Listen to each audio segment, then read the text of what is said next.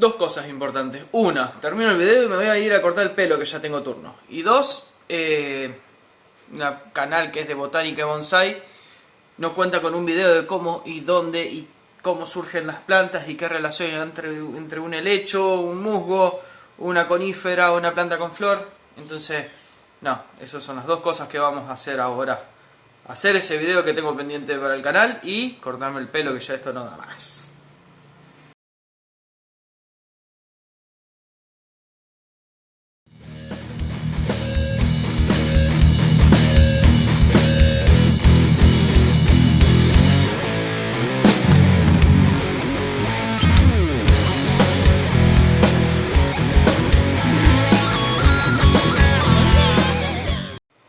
Hola a todos, bienvenidos a otro video de Corvao Bonsai.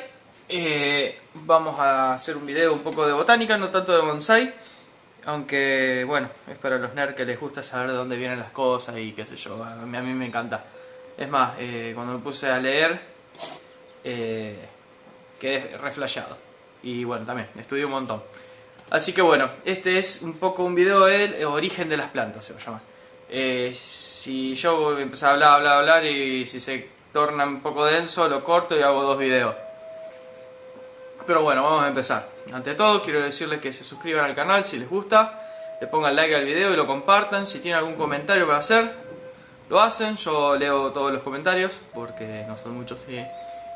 Pero bueno, vamos a ello. Bueno, la Tierra tiene miles de millones de años y en algún momento había agua, luz solar y un caldo en el cual se fueron juntando proteínas, ácidos nucleicos, grasas, azúcares y ¡puf! Sale la primera célula que bueno, nunca encontré mucho más que una información que haga alusión a eso. Entonces, dentro de todo ese caldo surgió la primera célula, que eran células de las procariotas, o sea que no tenían todo el ADN dentro de un núcleo como tienen las células nuestras y las de las plantas, sino que los tienen flotando en un caldo intracelular junto con las otras organelas. Una de estas pudo utilizar la energía del sol para unir los átomos como se le cantaba a la verga, y esa fue la primera fotosíntesis que no dependió del oxígeno. Esto ocurrió más o menos hace 3.400 millones de años. ¿Cómo se sabe esto? No sé. Cuestión, el cuento sigue en que hace 2.700 millones de años una de estas células procariontes puede producir la fotosíntesis, pero en esa fotosíntesis produce oxígeno, o sea, toma dióxido de carbono de la atmósfera, toma solamente el carbono para hacer sus cadenas carbonadas, que son los que caracterizan todas las moléculas orgánicas, azúcares, proteínas, bla bla bla, que ya dije antes, y como residuo produce el oxígeno, el O2. Esto al combinarlo con el agua, pues son hidratos de carbono, y lo que sobra son esos dos oxígenos que van como desecho a la atmósfera. Estas son las primeras cianobacterias, que hay algunas incluso en la actualidad. Este oxígeno, este tipo de fotosíntesis daba más energía que la anterior, por lo tanto esta población de bacterias, las cianobacterias, comenzaron a crecer más rápidamente, y al crecer más rápidamente liberaron más oxígeno y eso fue cambiando la atmósfera. Acumulándose el oxígeno es una sustancia que es muy potente, muy oxidante, valga la redundancia, y no todos los microorganismos están adaptados a tolerarlo. Entonces, las bacterias y microorganismos sensibles al oxígeno murieron, y las que no murieron se tuvieron que adaptar. Ese fue el origen, digamos, de una atmósfera rica en oxígeno y de las bacterias que producen este oxígeno como producto de su fotosíntesis.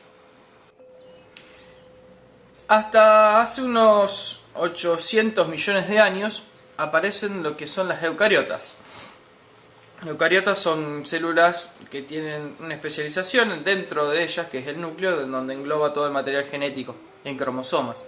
Antes lo tenía en un solo ADN circular, ahora podría tener más de uno y envuelto en un núcleo que le confería una ventaja evolutiva frente a las demás células. Y hay una teoría que se llama la teoría de la endosimbiosis, en la cual esta célula eucariota primero fagocita incompletamente una procariota que tenía capacidad aeróbica, o sea, no solo toleraba el oxígeno, sino que lo utilizaba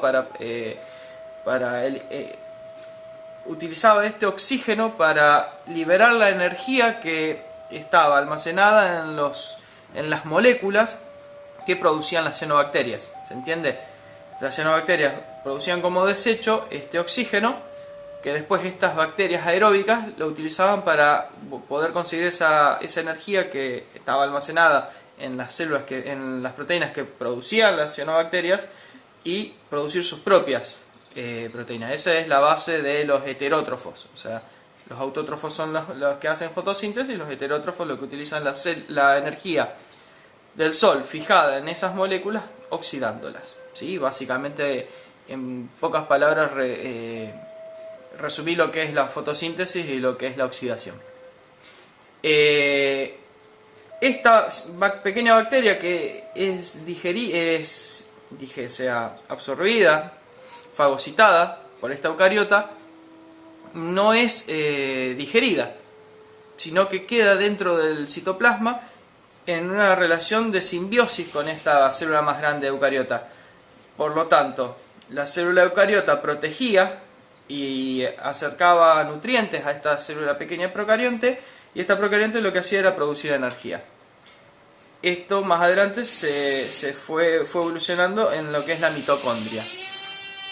Oh, esa puerta de mierda. Ahí vengo. Listo. Bueno, una vez obtenida la mitocondria, obviamente que esta célula eucarionte tenía una ventaja sobre las otras eucariontes y sobre las procariotas.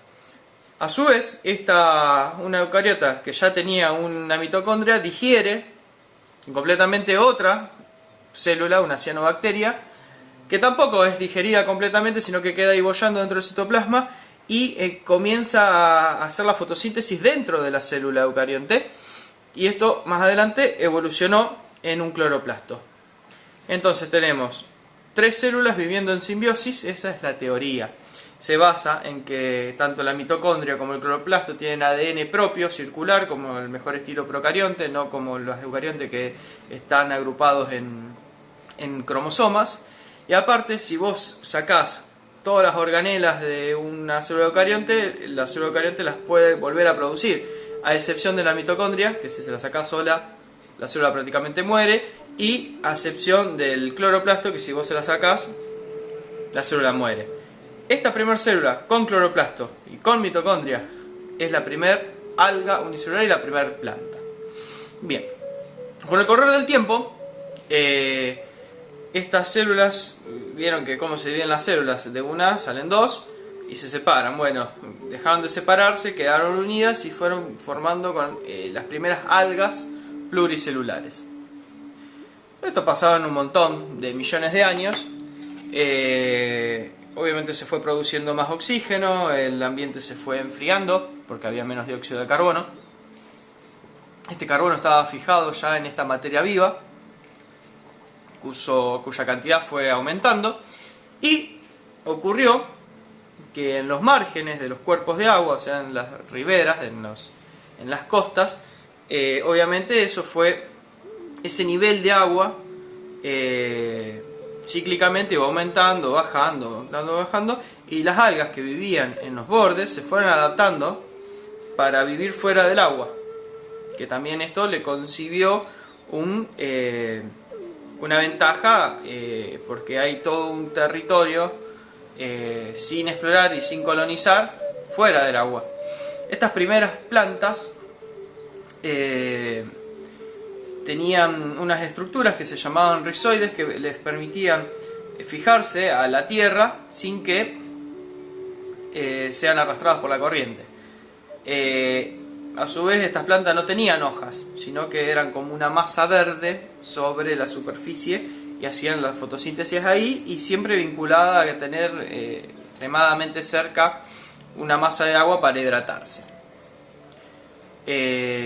Esta adaptación a la vida terrestre hizo que la vida vegetal estallara y aumentara en gran cantidad la cantidad de masa verde, o sea, de masa vegetal.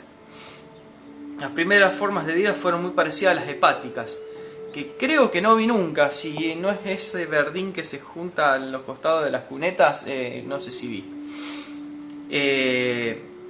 La idea era abarcar grandes espacios, grandes superficies para captar más luz y aferrarse a su trasto con estos rizoides, que no son raíces, son rizoides, por algo que vamos a ver más adelante. Estos rizoides también tenían la capacidad de absorber agua, pero como les repito, siempre vinculado a tener agua cerca, porque toda la cuestión de la reproducción está vinculada al agua. Un paso evolutivo más avanzado fue los musgos. Los musgos añadieron estomas, que son estructuras que permiten frenar la evaporación en los momentos de mayor pérdida de agua, pudiendo tolerar mejor la sequía. Entonces estos musgos pudieron abarcar territorios mucho más lejos de las primeras charcas y llegar aún más adentro de la tierra, que estaba completamente árida, sin vida. El cuerpo de un musgo está formado por un falso tallo, que se llama cauloide, una falsa raíz, el rizoide, y falsas hojas llamadas filoides. Todo esto es falso porque no son tejidos, sino que son diferentes tipos de células que forman este tejido. Una hoja verdadera en realidad está formada por varios tejidos, como por ejemplo los tejidos protectores, que son las cutículas, los conductores, que son los vasos de xilema, floema, y los fotosintéticos. Los musgos no son plantas que puedan crecer en gran tamaño, sino que el siguiente paso evolutivo fue tomando la posta por los helechos. ¿Qué son los helechos? Son los vegetales, los primeros vegetales que tienen verdaderos órganos, entendiendo como órgano un conjunto de tejidos. Tienen hojas, tallo y raíz, que están conectados entre ellos por el tejido de conducción. Esta vascularización de estas plantas les permite crecer en altura. ¿Por qué? Porque para que pase el agua y las sales minerales del rizoide al filoide se hace por difusión facilitada. O sea, no hay un tejido de conducción, sino que pasa a través de célula a célula. Por lo tanto, no puede crecer mucho de alto ni tener ni recorrer grandes distancias. En cambio, con el tejido de vascularización podemos pasar desde una gramilla de centímetros de alto hasta, no sé, el Hyperion, que mide más de 100 metros de alto. ¿Por qué? Porque tiene un sistema de conducción. Entonces, hará 360 millones de años existieron, extensos bosques de helechos arborescentes, que quedan muy pocas especies en la actualidad. Y la gran mayoría del carbón que hay en este momento que se explota viene de esta época que se llamó carbonífero por este hecho, ¿sí?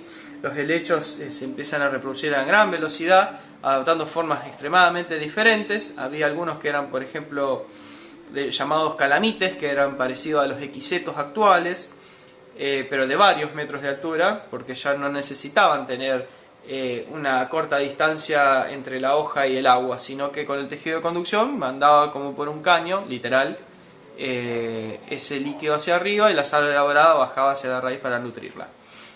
Había otros que eran, por ejemplo, los lepidodendron, que significa escamas como lenguas, que se llama así por la forma escamosa que tenía el tronco, que no eran más que las cicatrices en donde hubieran hojas y caían, y entonces eran parecidas a las primeras palmeras actuales, pero no tienen nada que ver a nivel filogenético. Eso se llama convergencia evolutiva, que lo vemos en muchos casos, como por ejemplo el pino.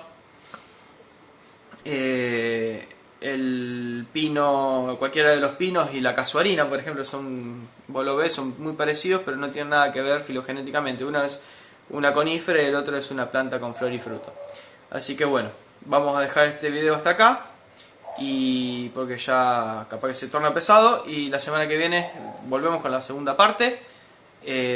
Así que nos vemos. Les ponen like, se suscriben si les gustó, lo comparten si creen que vale la pena compartirlo, y nos vemos en el siguiente episodio de este video dividido en 2. Saludos.